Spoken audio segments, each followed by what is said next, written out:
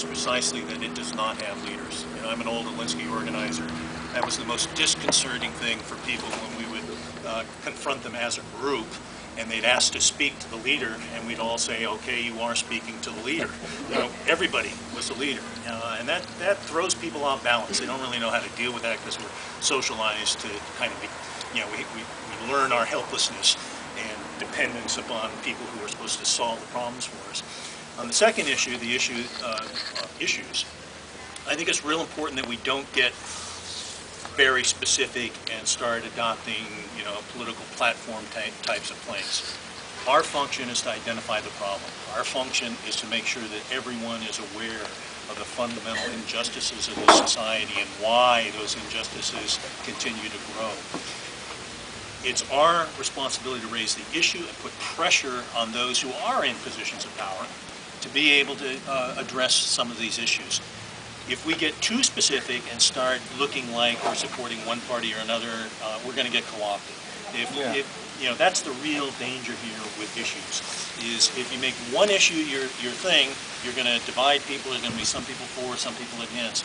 But as long as we maintain a laser-like focus on the fundamental inequalities, economic inequalities, and political inequalities in this country, we're doing a service. We're creating a new consciousness, a new political culture. Amen. Yeah. Go ahead.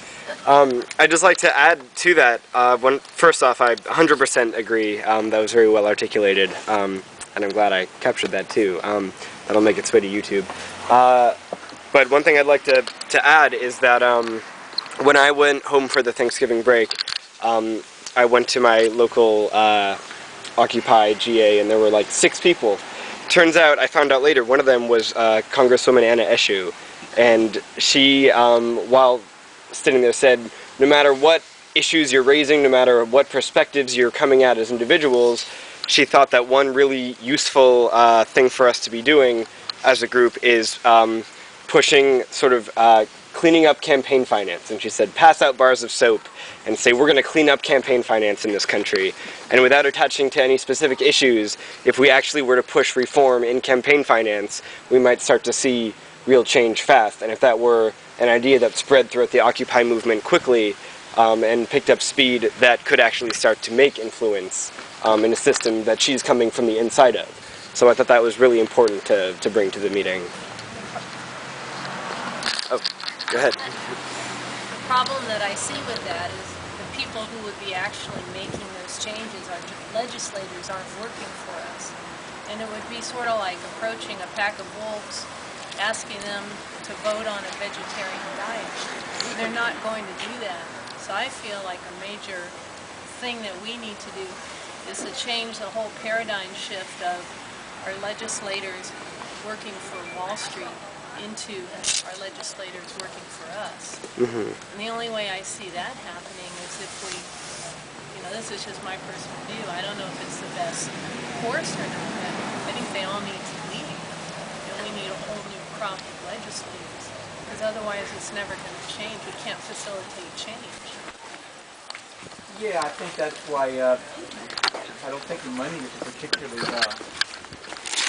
partisan issue. There is a website called www.moveyourmoney.info.